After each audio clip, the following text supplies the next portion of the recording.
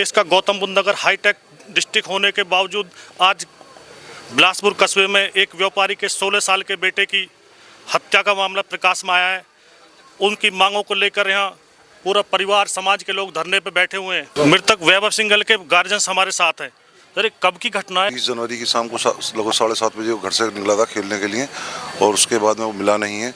जब थाने में रिपोर्ट कराई गई तो थानेदार ने एक संदिग्ध को पकड़ा और रात को छोड़ भी दिया। छोड़ने के बाद में 8 दिन बाद उन्होंने कहते हैं कि इस लड़के को मार दिया गया। 9 दिन बाद कहते हैं कि इसे मार दिया गया। वो जो पहला दिन पकड़ा था उस लड़के को कई बार पकड़ा गया।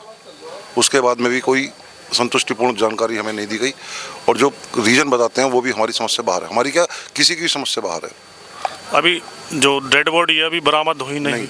अभी डेड बॉडी नहीं मिली है। सिर्फ हमारी डेड बॉडी की डिमांड है और सख्त कार्रवाई की मांग है। पुलिस प्रशासन क्या जवाब दे रही है? कुछ नहीं, बिल्कुल हाथ खाली हैं उनके पास कोई जवाब नहीं है किसी बात का। आप क्या कहेंगे? अभी पुलिस प्रशासन के पास कोई जवाब नहीं है। आपकी क्या मांगे हैं? अब जो धरने बैठे हैं क्या मांगे आप? हमारी मांग तो यही है कि हमारे बच्चे को इंसाफ मिलना चाहिए। हम सब परिवार वाले हैं तो हम सिर्फ इंसाफ के लिए हैं यहाँ पर। हमारे बच्चे का कम से कम शरीर हमें सौंप दिया जाए और हमें जो भी मुजरिम है जिन्होंने हमारे बच्चे के साथ ये सब किया है उनके ऊपर सख्त से सख्त सजा का हम चाहते हैं कि उन्हें सख्त सजा मिले और हमारे बच्चे को न्याय मिले। बच्चा हमारा चला गया, कम से कम हम परिवार वाले हम उसके लिए न्याय तो मांग ही सकते हैं और उसके लिए हमें जो कदम उठाना पड़ेगा हम सब तैयार हैं उस कदम को उठाने के लिए।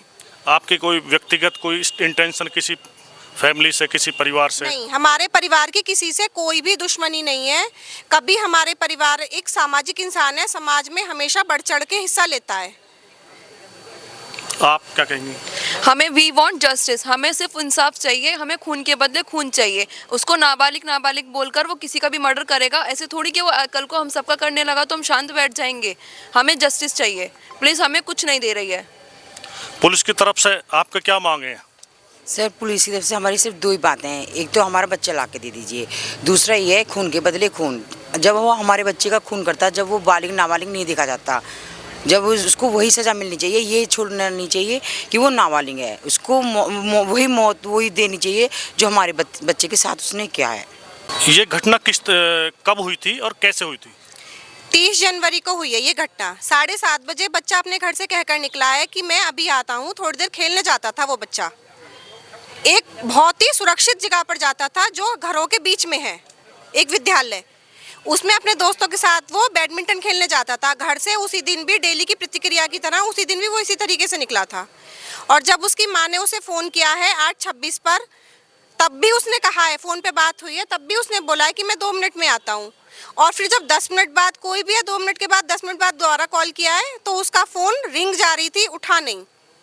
2 बार रिंग गई है, फ़ोन उठा नहीं। फिर उसकी माँ ने जिस स्थल पर वो जाता था वहाँ जाकर चेक किया है। वहाँ पर पता चला उसके दोस्तों से कि उस दिन वो वहाँ पहुँचा ही नहीं है। तो किसी को भी एक स्वाभाविक सी बात है, चिंता होगी। तभी सबने ढूंढना शुरू करा। उसका फिर फ़ोन भी बंद आने लगा। फिर हमें ये लगा, तुरंत पुलिस में इत्तला करी गई है। तुरंत बाद में उसका फ़ोन की लोकेशन देखी गई, तब भी नहर की दिखाई गई थी फ़ोन की लोकेशन। वहाँ पर भी पता किया गया। तो जिन्होंने ये अपहरण किया था पहले, उन्होंने उस समय भी सबके दिमाग को दूसरी दिशा में भेजना चाहा। उसको उसके फ़ोन से मैसेज किए गए कि वो जयपुर जा रहा है घूमने, जबकि ऐसा कुछ नहीं था। पहले दिन से ही उस बच्चे की तरफ से हमें गलत मैसेजेस दिए गए जिससे हमें सही जानकारी ना मिल सके। और इसमें प्रशासन की भी देखो कहीं ना कहीं चूक रही है।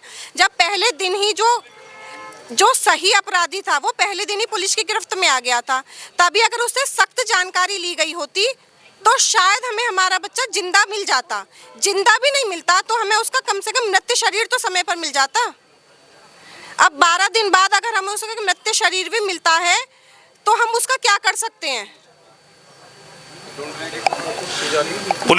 पुलिस के द्वारा जो अपराधी पकड़े गए हैं वो सही है?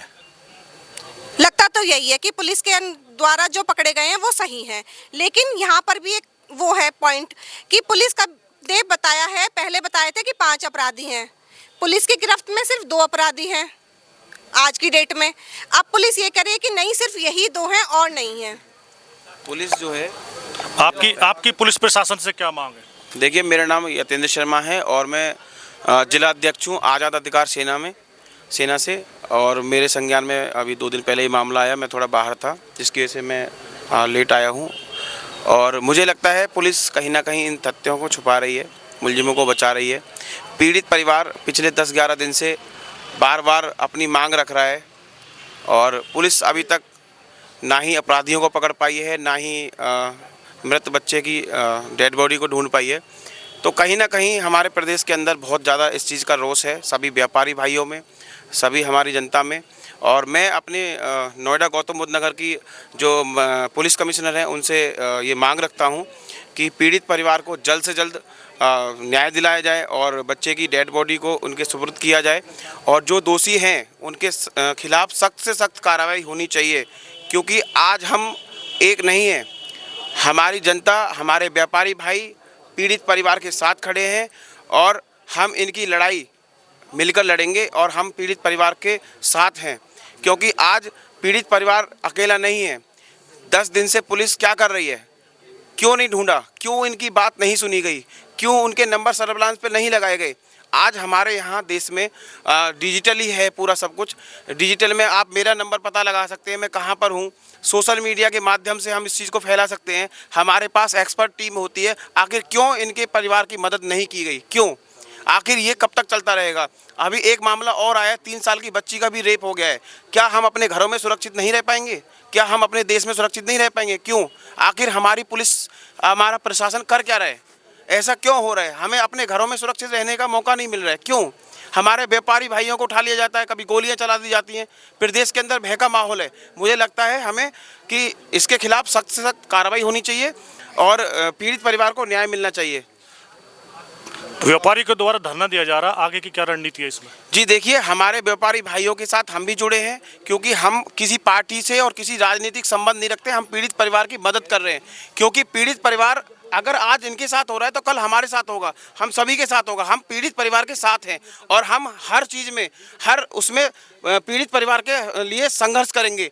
और जब तक इनको न्याय नहीं मिलेगा हम यहाँ से नहीं हटेंगे। और हम इससे ज़्यादा अभी 13 तारीख को धरना प्रदर्शन करेंगे, पूरे देश के अंदर करेंगे। पुलिस के द्वारा को आश्वासन? पुलिस के द्वारा अभी तक हमें लगता है कोई ठोस आश्वासन नहीं दिया गया है। अगर दिया गया होता तो हम सब यहाँ बेवकूफ़ नहीं है, अपने अपने काम धंधे बच्चे सब छोड़कर घर के बाहर आज धूप में यहाँ पे बैठे हुए हैं, रोड पर बैठे हुए हैं। आखिर पीड़ित परिवार की कोई सुनने वाला नहीं है। क्यों? क्या पुलिस कमिश्नर मैडम के पास 5 मिनट अपने पीड़ित परिवार से मिलने का नहीं है? क्यों? अभी अगर कोई और मामला होता तो तुरंत सारे के सारे लोग इकट्ठे होकर के यहाँ आ जाते। क्यों? पीड़ित परिवार के लिए क्या 5 मिनट उनके पास समय नहीं है? जनप्रतिनिधि भी कोई आया है? जी मुझे लगता है कोई भी जनप्रतिनिधि नहीं आया है। आते हैं बस वोट मांगने के लिए आते हैं और चले जाते हैं। क्यों? क्या पीड़ित परिवार के लिए उनके पास समय नहीं है? ये सबसे बड़ी, मैं इसकी घोर निंदा करता हूँ। हमारी पुलिस कमिश्नर मैडम के पास 5 मिनट नहीं है। उनको कम से कम ये आके देखना चाहिए कि पीड़ित परिवार इतने दिन से इस पे खड़ा हुआ है तो मुझे उनकी बात सुननी चाहिए। क्यों?